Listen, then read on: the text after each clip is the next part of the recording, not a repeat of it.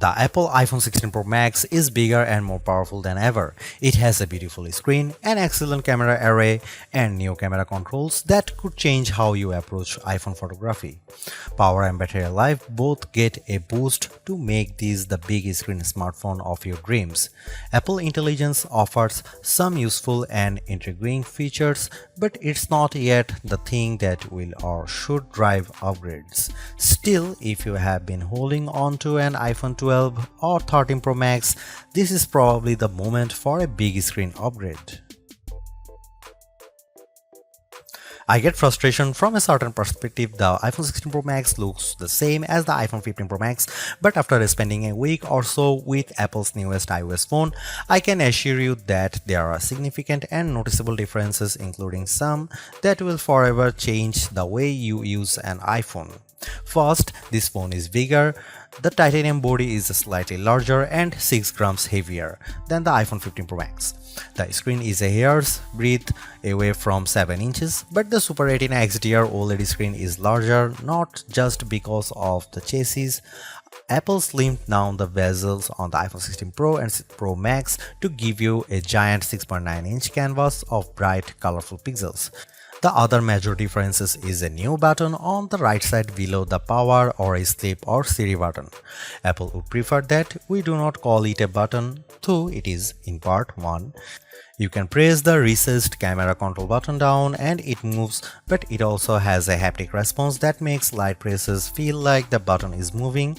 It even includes gesture recognition. While the new button's name and its primary utility speak to photographic pursuits, this is a customizable control that will soon offer one-press access to Apple's new Visual Intelligence Object Identification feature. On the inside of the iPhone 16 Pro Max is a faster and more efficient A18 Pro. It's not hugely different from the A17 Pro that came before it, and most customers will never tap into its true power, but it's clear to me that Apple's Pro line of smartphones are more than ready to live up to their names. If there was ever a pocket supercomputer, the iPhone 16 Pro Max might just be it. All this hardware is in some ways no more than a vessel for Apple's next big thing, Apple Intelligence. However, Apple's own take on AI is also the greatest source of frustration, as it's far from complete. In fact, early iPhone 16 customers won't see much of it at all unless they install an iOS beta. Features like writing tools, a prettier and somewhat smarter Siri, summaries of long emails, and Photos updates such as creating your own memories based on a prompt should show up soon after the iPhone 16 Pro Max starts shipping, but other features are essentially to come. There is no image generation, Genmojis, ChatGPT integration, or support for languages other than English, and Siri has yet to display any of its existing personal context capabilities, which might be Apple's secret weapon when it comes to winning the AI battle. Siri with Apple Intelligence will eventually be able to use what it knows about you from all your information on the phone to better help you get answers and get things done. All of this might show up this year or it might be next year, and that fact puts a little damper on my iPhone 16 Pro Max enthusiasm. If you are not buying this new iPhone for Apple Intelligence, then allow me to direct your attention to the formidable camera array. While it's not entirely new, there is a new and faster sensor behind the 48 megapixel main fusion camera, and the ultrawide makes a leap from 12 megapixel to 48 megapixel. The 5x optical zoom is mostly unchanged, as is the 12 megapixel true depth selfie camera. There are, however, myriad new imaging and even audio tricks that I'm certain every iPhone 16 Pro Max owners will love. There's 4K 120fps videography that can, via a new speed tool, be stopped down in increments to give your videos a truly cinematic feel. There are also new audio mix tools that in certain environments can add studio quality to audio that wasn't captured with a microphone. Apple has also added some new image styles and undertone controls that I'm not sure will get as much use as Apple would prefer. If you are asked to me, the choice between the base iPhone 16 and the iPhone 16 Pro Max is simple. You gain a Pro Motion display, a 5x zoom camera, and Apple's most powerful mobile chip. The differences between the iPhone 16 Pro and 16 Pro Max, however, are more subtle this year. There's the screen size, 6.3 versus 6.9 inches, and the battery size, which results in at least an hour of extra battery life, and that's essentially it. The 5x Tetra Prism lens is now on both phones. Perhaps the only other notable difference is that iPhone 16 Pro starts with only 128GB of storage. In short, I love the iPhone 16 Pro Max. It's big, powerful, and for everything. Yes, I was playing a console level game on it using an Xbox controller because I can. It takes lovely photos that, even if you choose not to try out, the new styles and undertones are clear and color accurate.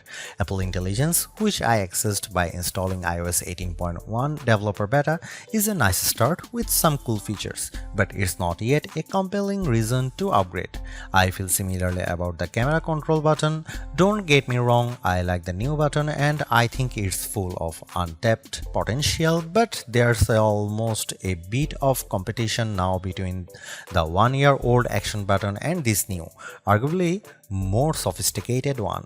Those who buy any of the new iPhone 16 models will probably get a lot of use out of the camera control button and wonder how they used their iPhone without it. In the meantime, the action button might sit unused until Apple eventually shows it the door. The iPhone 16 Pro Max was announced at the Apple Glow Time event on September 9, 2024 and it's shipping from September 20. This is a larger phone with more screen, more power, AI and a brand new camera control button, but it still costs the same as last year's iPhone 15 Pro Max in the US and UK. It's actually a little cheaper in Australia. I'm not arguing that $1,199 for a 256GB iPhone is cheap, but at least Apple didn't raise any price hike by $100. Apple also made a point at this year's iPhone 16 launch event of talking about some big trade-in deals. Its point, I think, was that you probably won't be paying full price for these phones. The virtually identical iPhone 16 Pro costs $999 but starts with half the storage space. If you like big screens and want a reasonable amount of storage for all that 4K 120fps video, you probably want to choose the iPhone 16 Pro Max. The iPhone 16 Pro Max is available in natural titanium, white titanium, black titanium and desert titanium, which is the color of my test unit. I still prefer the black. It might seem like Apple's phone design strategy is now why mess with a good thing. In some ways, that's true. The iPhone 16 Pro Max doesn't stray far from the aesthetic first established with the iPhone 12, but also carries forward the myriad challenge made over the last few generations, like the smoothed out edges and new action button which replaced the silent switch on the Pro models last year. Its dimensions are close to those to the iPhone 15 Pro Max but enlarged by a few millimeters here and there. The 16 Pro Max is 163mm by 77.6mm by 8.25mm and weighs 227 grams. That's 6 grams heavier, 3.1mm taller, and 0.9mm wider than the iPhone 15 Pro Max. If you are comfortable holding and using the iPhone 15 Pro Max, I suspect you will have no trouble with the iPhone 16 Pro Max. I can't say the new phone feels substantially larger in my hand, but I do notice the difference in screen size. The bottom edge features microphone and speaker perforations, along with a USB-C port that, with the right cable, can support Thunderbolt 4 data transfer speeds. There's also a speaker slot along the very top edge of the display. Together with the bottom edge speaker, this phone can produce undistorted room-filling sound. Highs are sharp, mids are strong, and bass is good for the device size. Button placement is mostly identical to last year, with the volume buttons and action button on one side and the larger power or sleep or CD button on the other side. They are joined, however, by a new button, camera control, roughly the same size as the power button. The camera control button is a multi-purpose control that can recognize physical presses and lighter presses to enable haptic response and gestures. It offers instant access to the camera and with those other presses and gestures to various virtual millimeter lenses and camera settings. The materials and build quality are once again excellent. Apple used grade 5 titanium on the body over a graphite-clad aluminum substructure. Apple has also upgraded its ceramic shield, which may make it less susceptible to cracks and scratches, although I was quite careful with my 1TB Desert titanium test unit, so I can't say for certain if this is the case. Okay, I did get it wet, purposely running the IP68 rated iPhone 16 Pro Max under a garden sprinkler. It was fun to watch the screen activating as it was touched by 1,000 tiny fingers when it was just water droplets, but the phone was otherwise unmoved and unharmed by the deluge. Sometimes I wonder how Apple might say its next screen technology. Will it add duper to it so it becomes super duper Retina XDR display? I mean, it may have boxed itself into a corner, but Apple skirted the issue this year by leaving its iPhone display technology pretty much untouched. This is a giant screen 6.9 inches achieved through a combination of a slightly larger chassis and pleasingly thinner bezel. There are more pixels than last year. The iPhone 16 Pro Max screen is 2868 by 1320, while the iPhone 15 Pro Max is 2796 by 1290. There's more pixels but not a higher density. This is still 460 ppi and so falls behind the Samsung Galaxy S24 Ultra's QHD Plus display, at least on the ppi front. Apple also didn't mess with the dynamic island, which remains a useful and fungible information peel in the upper portion of the screen. It houses Face ID, depth sensors, and a 12-megapixel true depth camera. The camera takes excellent selfies and is my go-to for biometric unlocking. While the display's core specs haven't changed, they are worth noting. It's a wide color gamut screen that supports HDR True Tone always on display, means you can see a less saturated version of your lock screen without unlocking the phone, 2000 nits of peak brightness outdoors, and Pro Motion. Speaking of which, everything I did on the iPhone 16 Pro Max looked fantastic. I don't even notice the dynamic island when it's inside one of my games, and streaming videos via the likes of Netflix stands to crop out the cutout. I know everyone wants to talk about Apple Intelligence, but it's the changes to the core iOS 18 platform that will have the biggest impact on your iPhone 16 Pro Max day-to-day use. Photos, for instance, has gotten a huge overhaul, and one that I'm not entirely sure makes it better. It's the situation of who moved my cheese, as many of your core features may have shifted or been replaced. The Photos app now defaults to search and collections, which might throw people who are expecting to see their photo library. Still, if they get used to using search for some natural language queries that yield useful image results, they might be pleasantly surprised. The iOS interface is now more customizable, and if you want, you can leave spaces in your app grids. You still can't place an app icon in space that, say, straddles two spaces in the invisible grid, but I think people will appreciate this new level of flexibility. Apple seems a bit obsessed with summarization. Summaries exist in writing tools and in the new Safari, which has a slightly hidden highlights feature. Look for a tiny hamburger menu on the left side of the address bar. You can use that to turn it on, and it will take, for example, a lengthy New Yorker article about Ronald Reagan and condense the thousands of words into a paragraph summary. Impressive. So I worry that such a boil down might leave out important nonsense. There's even a new passwords app that consolidates and surfaces all the password feature Apple has previously hidden in features like keychain. Now you have an easy to access app to manage sometimes confusing password and security word. One of my favorite new iOS 18 features is Math Notes. Inside Notes, you can scribble any question, and when you put an equal sign at the end of it, Math Notes automatically solves it and writes the answer in what will look just like your own penmanship. It's a smart bit of machine learning. None of this is as sexy as Apple Intelligence, but this and the myriad of other changes coming with iOS 18 might be more readily practical than what you can currently do with Apple's AI efforts. Apple's 13-year-old digital assistant has burst out of its floating bubble, and now when you summon it, takes over the whole screen. I switched between calling Siri by name and using a long press on the power button to call it, and each time the entire screen was encased in a beautiful multicolor glow. The display almost appears to flash when you press that button, and when you make your request, the screen pulses in response. Siri really seems more alive than ever. This, too, might be the most exciting part of the update. Apple Intelligence features that give Siri access to information about you on the phone to make its responses more contextually relevant are not here yet, nor are app insights that might help dig into applications to enable features and actions.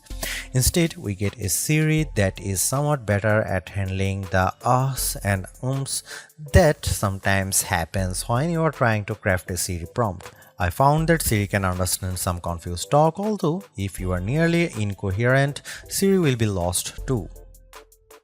Siri did well on some question and was effective at opening the FaceTime camera when I said I wanted to take a selfie. It also did well when I asked how I could share my Wi-Fi password, returning a concise step-by-step guide. One other nice Siri update is the text to Siri. All it takes is 3 taps on the bottom of the screen to open a Siri window in which you can type in your prompt. It's a nice, discreet way of getting the answer or help you need. Writing tools, which you can find when you type text in notes, emails, or messages, offers to make your writing better in a variety of ways. I'm a confident writer and communicator in email and messaging, so AI assistance in these tasks doesn't appeal to me. There are 2 million who feel otherwise and may find these tools useful. I noticed how while writing tools offers to make your text more professional, concise, and friendly, it does a stellar job of never losing a misconstructing the meaning of your original text. Photos is where Apple Intelligence shines. The new cleanup option in Edit is effective at removing unwanted objects from phone. When I opened a photo and tapped the cleanup eraser icon, it immediately offered to remove a few people from the background of my photo. I wanted to keep them, so I choose an object I wanted to remove, drawing over it. Precision is not a necessity. I drew over parts of it and cleanup identified the complete object. When I took a picture of my wife at an outdoor restaurant, I noticed that you could still see all the cars parked behind her. I used cleanup to remove them one by one. It did a good job. In all, Apple Intelligence shows early promise, but compared Google Gemini and Galaxy AI, it seems a bit limited. Siri still doesn't have that open LLM feel where you could ask it almost any question or solve any problem. There is no AI image generation, not even the promised Gen emojis. It's still an English-only tool, and the promised third-party integration with ChatGPT and potentially Gemini have yet to materialize. It's a good effort, but this version of Apple Intelligence is not the one that will spark a billion upgrades. While Apple hasn't radically changed the iPhone's camera array, there are enough changes in hardware, software, and image processing, along with the aforementioned camera control button to make the imaging system feel fresh and new. On paper, we have just one notable megapixel upgrade, the 48-megapixel ultra-wide camera, which will not only improve wide-angle shots but has a measurable impact on macro quality. Still, even though Apple didn't squeeze a much higher pixel count into the main camera, it did upgrade the sensor and is promising much faster shutter speeds, and the autofocus is now enhanced with dual autofocus sensors. These are the kinds of incremental changes that should improve both the experience of using the quality delivered by the main camera sensor, but they are also hard to measure. More on that in a bit. The 12-megapixel 5x optical zoom is essentially unchanged from last year's iPhone 15 Pro Max. The biggest news here is found not on this phone but on its little brother, the iPhone 16 Pro, which also gets the Tetra Prism lens. Last year's Pro model was stuck with a just 3x optical zoom camera. Similarly unchanged is the 12-megapixel FaceTime camera on the front. Here are some camera samples of iPhone 16 Pro Max.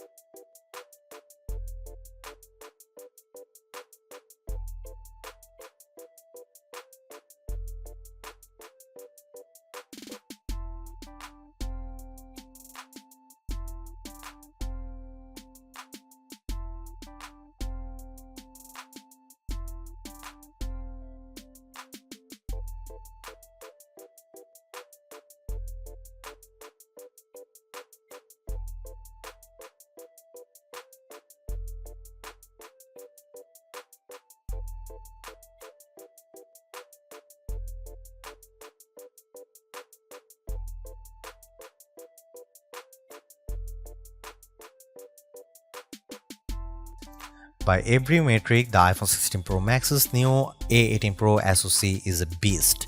It outperforms the A17 Pro and Qualcomm's Snapdragon 8 Gen 3 in most benchmarks, while Apple isn't backing the CPU with as much memory as you might find in, for instance, a Google Pixel 9 or Samsung Galaxy S24 Ultra. The iPhone 16 Pro Max and its A18 Pro chip make good use of the 8GB it has. That the iPhone 16 Pro Max is essentially a mini computer in your pocket should surprise no one. Apple Silicon has provided ample power for everything from everyday productivity tasks to 4K video editing and AAA console gaming. The A18 Pro is no different, but in this case, we have an even larger canvas on which to enjoy its benefits. I'm not sure I could find a task this phone couldn't handle. If I have one criticism, it's that the phone does seem to get a bit warm during, for instance, gameplay and video editing in CapCut. I don't know if this is the graphite covered aluminum substructure more efficiently delivering heat from the chip to the body or the phone overworking. The good news is that this does not adversely impact performance or battery life. Call quality was good, and I am pleased to see that this is now a future-leaning platform with Wi-Fi 7 support.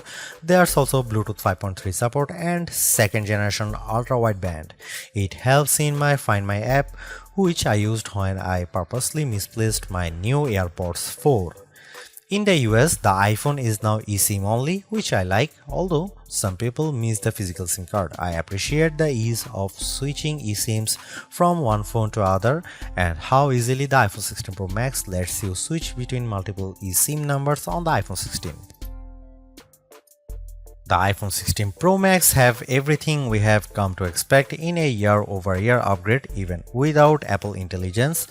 The 6.9-inch iPhone 16 Pro Max have a slew of upgrades including a good battery life, outstanding photo and video chops and iOS 18. The iPhone 16 Pro Max are excellent phones worthy of a spot in your pocket if you can afford them.